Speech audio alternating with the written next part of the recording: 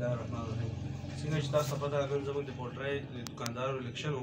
په دې الیکشن کې موږ ځان چیرمین زموږ منتخب کړی و الیکشن کمیشن. هغه په نګرانۍ کې دا وجونه کېدله نو هغه نه پکار دا و چې هغه نیوټرل وي او هغه صاف او شفاف الیکشن کړی وي.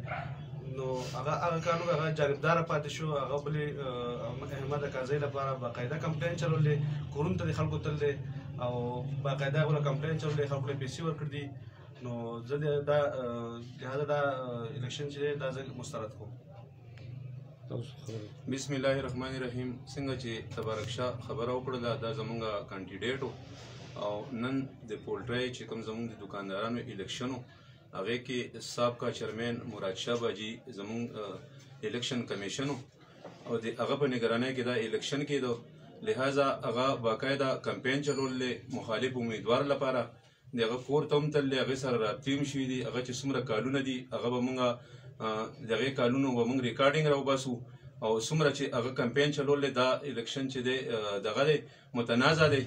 لہذا که زمونږ په میډیا په ذریعه باندې دې خبرې باندې هغوی مونږ سره کېنناستله نو په دې باندې به مونږ ایکشن اخلو او مونږ چې کوم دکانداران دي خپل نو هغه دکاندارانو به نوې کابینه جوړو او د هغې کابینې اعلان به کړو باقاعده.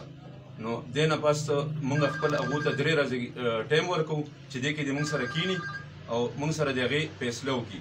که دا ونه شي نو مونږ به خپل کابینه دغه کوو. زمونږ ریټلیش به جدا راځي، زمونږ صدر، زمونږ سیکرټري، زمونږ نایب صدر دا به جدای.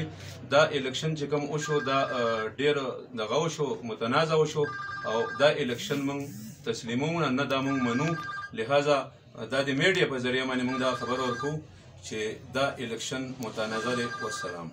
زمونږ تبارک شاه صاحب نه یو سوال دی. تبارک شاه صاحب کله الیکشن وشو نو تاسو مخالف امیدوار ته د کامیابۍ باندې هارونه واچول، نو هغه وخت کې د تاسو ته پته نه وه یا کې تاسو هار تسلیم کړی و؟ ما بالکل جی هار تسلیم کړی و، خو بیا زه لاړم خپل کوم دکانداران دي هغو سره میلاو شوم چې بهی تاسو ما سره دا وعدې کړي دا دغه کړی چې تاسو ته به ووټ راکوو. نو هغه هم ماته دا وایي چې بهی مراد شاه مونږ پسې کور ته راغلی، هغه ډیلر دی، نو هغه هر یو دکاندار پسې تللی دی، هغه رسوب زیات دی، نو هغه تللی کورونو ته د خلکو ملیتونه یې کړي دي، پیسې ورکړي دي، نو مونږ باقي دا ووټ ته نه دی راکړی په دې وجه. دې مسلې حل لپاره ستاسو څه خیال دی که دوباره بیا الیکشن وشي او پکې دا یو ستاسو د ټولو مرضي مطابق نوی الیکشن کمیشن مقرر شي؟ نو هغه چې د هغو راشي او کینې مونږ سره خبره دي وکړي په دې خبره په دې دغې باندې او باقاعده مونږ به هغو سره خبره وکړو چې بیا هغو زموږ تحفظات لرې کړه، مونږ به هغو سره باقاعده هغه به ومنو، که لرې نه کړه نو مونږ دا الیکشن بیا نه منو. شاه صاحب د دې کې تاسو سره ټول ثبوت شته چې امداد شاه باجي یا تاسو کوم باجي نوم مراد شاه باجي خلکو له پیسې ورکړي دي او د هغو کور ته تللی او ستاسو ووټونه یې مات کړي دي او مخالفت یې ورکړي دي، که نه دا صرف الزام دی؟ نو مونږ سره شواهد شته دي، هر قسم شواهد چې غواړي هغه مونږ سره شته دي. تاسو مهرباني